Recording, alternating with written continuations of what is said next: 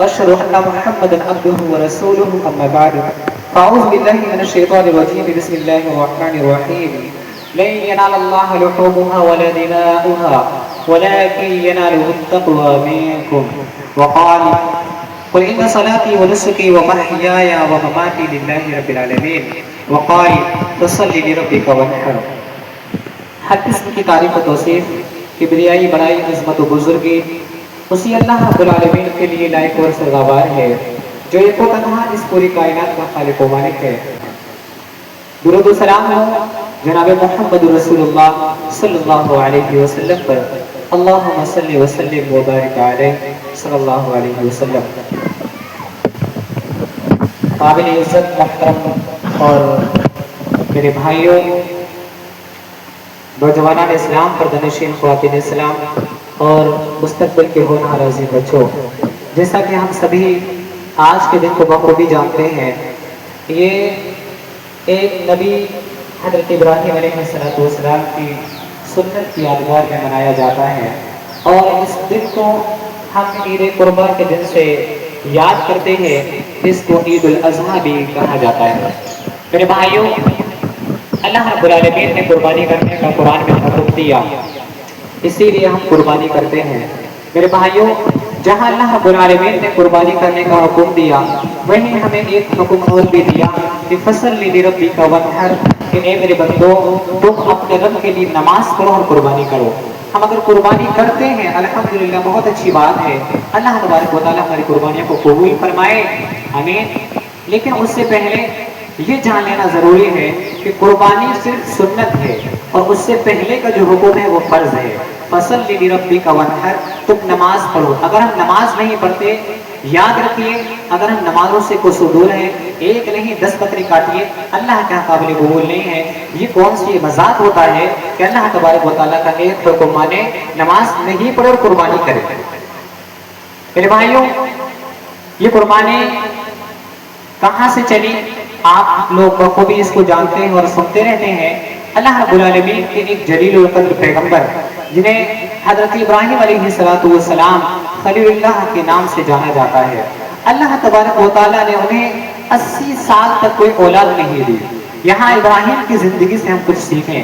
حضرت ابراہیم اللہ رب العالمین کے دربار میں اپنے جھولی کو پھیلائے ہوئے 80 سال تک ایک کلمات کہہ رہے ہیں، ایک کلمہ کہہ رہے ہیں، ایک دعا کہہ رہے ہیں. وہ کیا ہے کہ رب ہب لی من الصالحین، اے میرے پروردگار مجھے نیک صالح بیٹا عطا فرما، نیک صالح اولاد عطا فرما.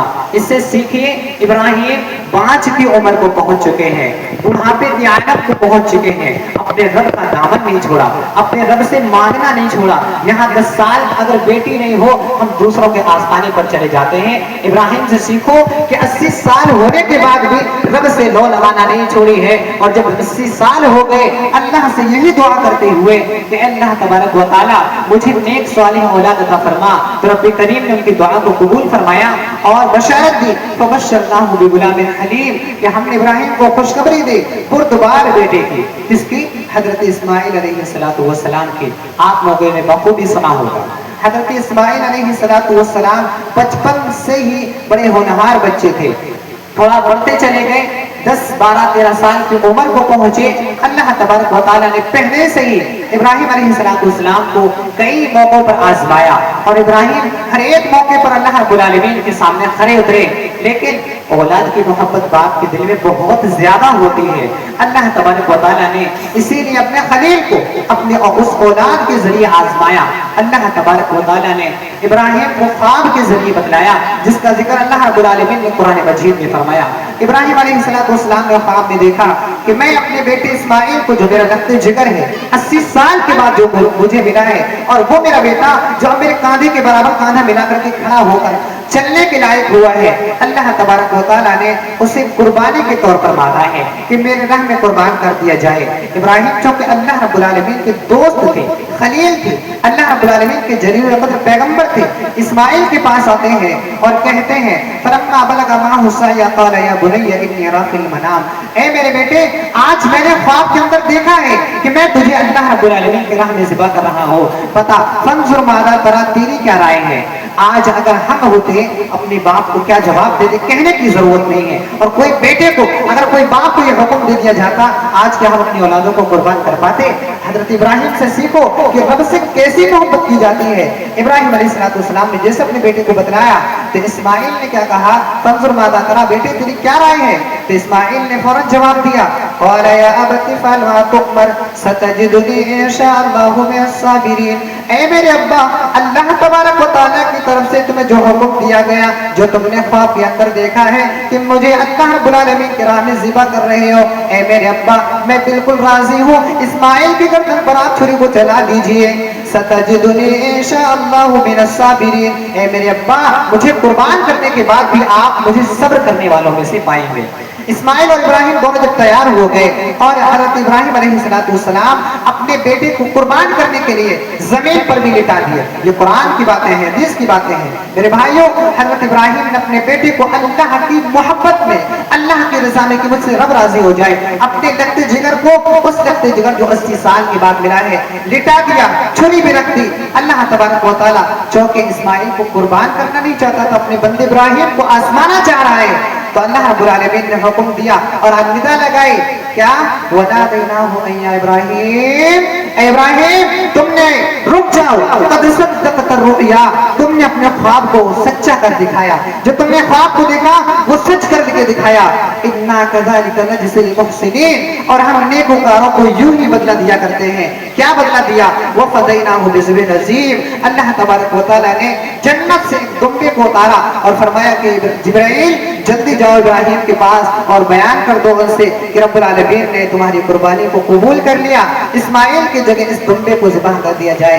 میرے بھائیوں، صحابہ کرام نے جب محمد رسول اللہ صلی اللہ علیہ وسلم سے پوچھا کہ ابراہیم یہ اللہ کے رسول، یہ عید الاضحیٰ جو ہم قربانی کرتے ہیں یہ کیا ہے؟ تو اللہ کے رسول نے فرمایا سنت ابیکم ابراہیم، یہ ہمارے جد امجد حضرت ابراہیم علیہ السلام کی سنت ہے. میرے بھائیوں، آج ہم اسی کو کرنے کے لیے جا رہے ہیں، اسی کام کو، اسی فعل کو کرنے کے لیے جا رہے ہیں. بس ضرورت اس بات کی ہے کہ اللہ رب العالمین نے جو ہمیں حکم دیا وہ ہمیں حکم جانے نہ پائے. وہ حکم کیا ہے؟ اللہ رب العالمین نے فرمایا، کچھ لوگ یہ سمجھتے ہیں کہ ہمارا قربانی کا جو جانور ہوتا ہے قربان کرنے کے بعد ہمارا خون گوشت سب اللہ کے یہاں پہنچتا. نہیں میرے بھائیوں، نہیں ینال اللہ لحومها ولا دماؤها. اللہ تبارک و تعالیٰ ابراہیم سے کیا چاہتا تھا وہی آج ہم سے بھی چاہتا ہے، تقویٰ چاہتا ہے، ڈر چاہتا ہے. اللہ تبارک و تعالیٰ نے فرمایا نہیں ینال اللہ لحومها ولا دماؤها، اے میرے بندو تمہاری قربانی کا گوشت اللہ کیا نہیں پہنچتا، خون اللہ کیا نہیں پہنچتا. اے اللہ پھر پہنچتا کیا ہے؟ ولکن ینالہ التقوی منکم، بلکہ اللہ تبارک و تعالیٰ تمہارے دلوں کے تقوی کو دیکھتا ہے، ڈر کو دیکھتا ہے. اللہ رب العالمین کی رضا کتنی ہے.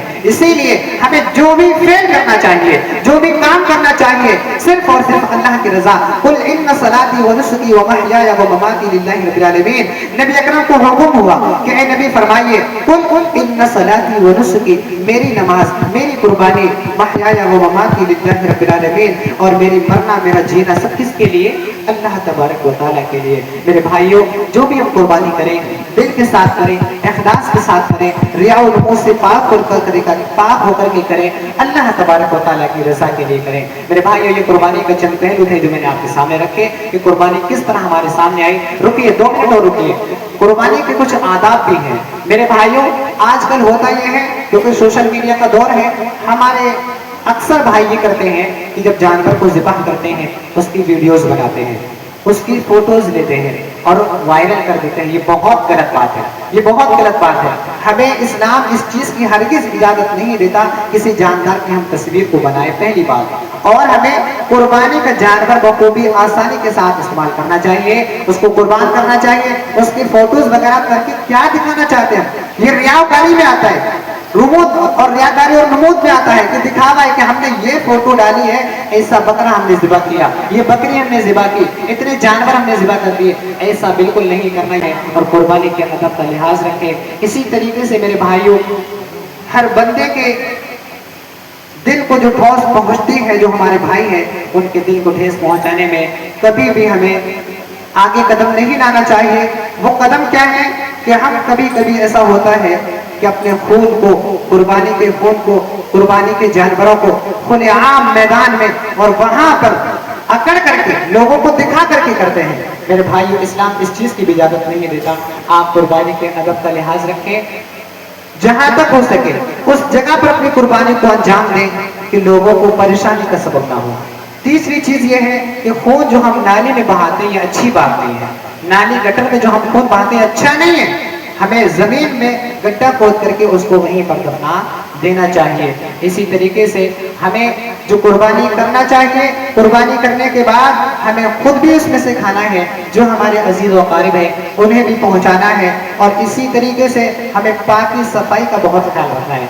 गंदगी और नापाकी एक दूसरे के नजिस पहुंचाने की हरगिज़ कोशिश ना करें, किसी की दिल आज़ारी करने की हर कोशिश ना करें, माहौल को बनाने की कोशिश करना, माहौल को बिगाड़ने की कोशिश ना करना। अल्लाह तबारक व तआला भी हमें हुकूमत की बात मानने का भी कहता है, हुक्म देता है, इसीलिए हमें हुकूमत की पासदारी करनी चाहिए। बहुत बहुत शुक्रिया आपका मेरे भाइयों, आपने बहुत टाइम दिया। पुलिस प्रशासन का भी बहुत बहुत शुक्रिया, उन्होंने हमारी हौसला अफजाई की और हमारे साथ बने रहे। अल्लाह रब्बुल आलमीन से दुआ कि अल्लाह रब्बुल आलमीन हमारी कुर्बानियों को कबूल फरमाए और हमें सदक़े जारिया बनाए और इसके जन्नतुल फिरदौस के लिए ज़रिया निजात बनाए। आमीन। तक़ब्बल या रब्बुल आलमीन। अस्सलामु अलैकुम।